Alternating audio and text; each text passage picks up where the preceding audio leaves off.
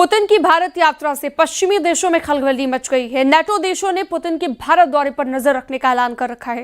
वहीं पुतिन के तिलिस्म को समझने में यूरोप की महाशक्तियां भी जुट गई हैं।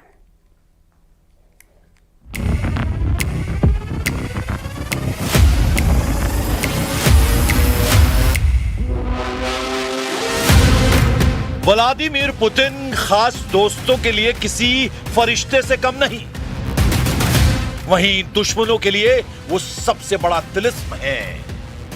पुतिन के दुश्मनों के लिए उनकी पूरी दुनिया ही अबूझ है, चाहे उनकी गाड़ी और सेनेट हो, उनका प्लेन इल्यूजन IL-96 300 PU हो, या फिर उनके इर्द गिर्द दिखने वाला ब्रीफकेस, सबके अपने तिलिस्म हैं। पुतिन का चलना हो, देखने का अंदाज हो, बैठने की अदाएं हो, या सिर्फ आंखों की पुतलियों का घूमना ही कई बार बड़े सिग्नल देते हैं। मगर पुतिन को सबसे असरदार बनाते हैं उनके फैसले, उनके दुश्मनों की भीड़, उनके सख्त रुख। पुतिन जो ठान लेते हैं वो करके दिखाते हैं। पुतिन जैसी दुश्मनी निभाते हैं, वैसी ही दोस्ती के लिए किसी भी हद को पार कर जाते हैं। 5 फीट 7 इंच की साधारण कदकाठी, 70 से 75 किलो वजनी लीडर, जिनका स्किन टोन यूरोपीय लोगों की तरह पीला दिखता है, जिनके बालों पर उम्र के हिसाब से सफेदी चढ़ी हो, उस नीली आंखों वाले लीडर से दुनिया के कई मुल्क खौफ क्यों खाते हैं?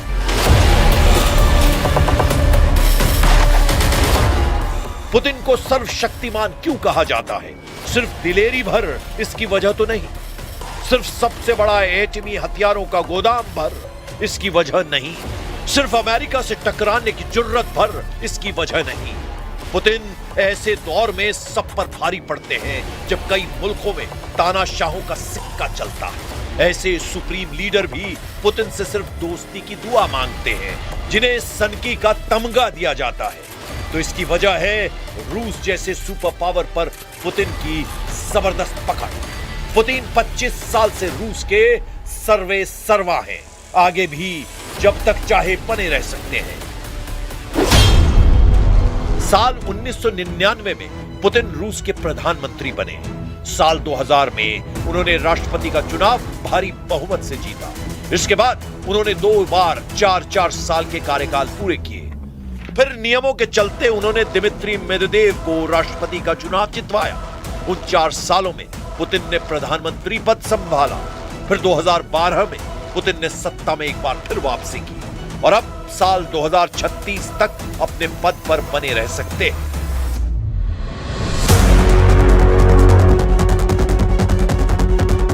पुतिन के विरोधी कहते हैं कि रूस में उनकी इजाजत के बिना पत्ता भी नहीं हिलता। इसका कारण पुतिन के हाथ में दी गई असीम शक्तियां हैं। पुतिन ने यूक्रेन रूस युद्ध के बीच एटमी हमलों के नियम बदल डाले हैं।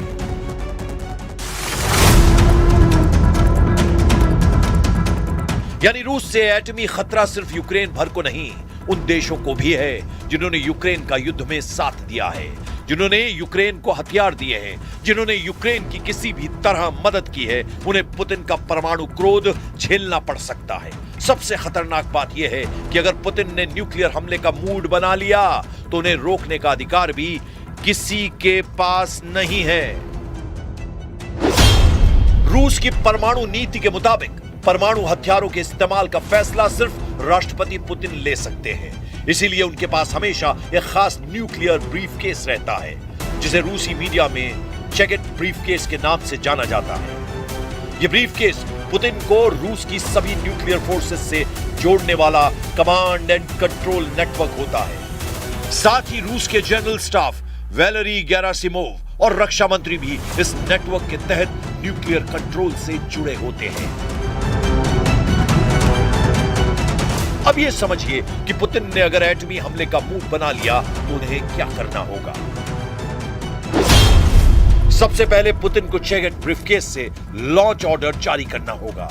ये कोई बटन या ट्रिगर नहीं जिसे दबाया जाएगा। ये ऐसे सीक्रेट कोड होते हैं जिनसे न्यूक्लियर अटैक का सीधा ऑर्डर रूस के जनरल स्टाफ तक पहुंचता है। जनरल स्टाफ पुतिन के भेजे एटमी कोड को तीनों सेनाओं को भेजते हैं। इसके बाद रूस की स्ट्रेटेजिक रॉकेट फोर्सेस परमाणु पनडुब्बियां और बम वर्षक एटमी हमला शुरू कर सकते हैं। किसी वजह से अगर पुतिन का ब्रीफकेस से दिया लॉन्च ऑर्डर सेनाओं को नहीं मिलता है तो इसके लिए भी एक बैकअप सिस्टम है। रूस में इसे प्रीमियर सिस्टम और डेड हैंड का नाम भी दिया जाता है, जिससे अगर सारे सिस्टम ठप पड़ जाएं, तब सेनाएं ऑटोमेटिक परमाणु हमला शुरू कर सकती हैं। इसलिए जब भी परमाणु युद्ध का माहौल बनता है, पुतिन के नाम से दुश्मन थर्रा जाते हैं। रूस की तीनों सेनाओं में पुतिन ने अपने जासूसी अनुभवों से बड़े बदलाव कर रखे हैं। यूक्रेन से युद्ध के दौरान पुतिन ने रूस की सेना मुख्यालयों के साथ चीफ के नाम तक सीक्रेट रखने शुरू कर दिए हैं।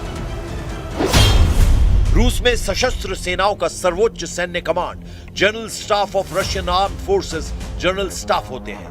मौजूदा वक्त में Valery Gerasimov chief of general state हैं, जबकि रूस की वायुसेना के चीफ और नौसेना के चीफ का नाम गुप्त रखा गया है, जिससे इन दोनों सेनाओं का कंट्रोल जनरल स्टाफ, रक्षा मंत्रालय और सीधे पुतिन के हाथ में है।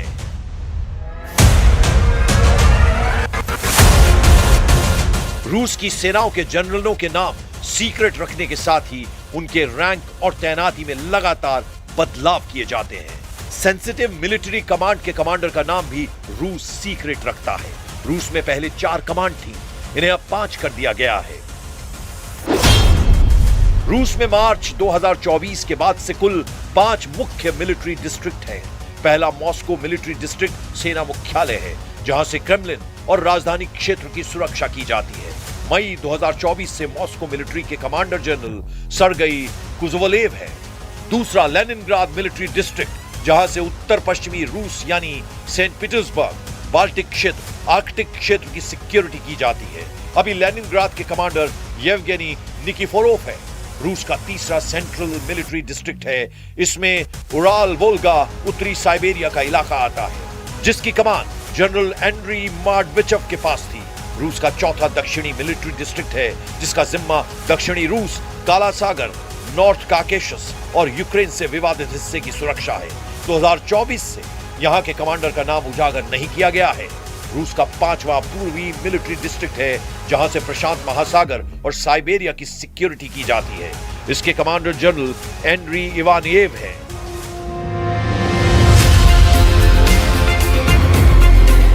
पुतिन ने रूस की सैन्य शक्ति को अजेय बनाने की हर संभव कोशिश की है। इसमें उनकी मदद केजीबी एजेंट के दिनों में मिली ट्रेनिंग करती है। पुतिन सोवियत संघ की खुफिया एजेंसी केजीबी के जाबाज एजेंट रह चुके हैं। पूर्वी जर्मनी के ड्रेसडन में पुतिन ने कई साल तक अंडरग्राउंड रहकर मिशन अंजाम दिए। सोवियत यूनियन के इसी सुपर स्पाई ने जब सत्ता संभाली तो दुश्मन देशों से एक एक कर हिसाब लेना शुरू किया। पुतिन ने सोवियत संघ विघटन के बाद एक बिखराव का खतरा झेल रहे रूस को एकजुट करने के लिए 89 राज्यों का विलय करके 7 संघीय प्रांत बनाए। पुतिन ने रूस के दुश्मन चेचेन विद्रोहियों के खिलाफ मिलिट्री ऑपरेशन चलाकर उनका सफाया किया। अगस्त 2008 में पुतिन ने जॉर्जिया को युद्ध में हराकर गोरी और जुगदीदी इलाके पर कंट्रोल किया। साल 2014 में पुतिन ने यूक्रेन के क्राइमिया पर हमला कर उसे रूस में मिला लिया। जिन देशों ने नाटो से नजदीकियां बढ़ाई, जिन देशों ने पश्चिमी शक्तियों के इशारे पर चलना शुरू किया, जिन देशों ने अमेरिका से दोस्ती बढ़ाई, उन्हें पुतिन ने सबक सिखाया है।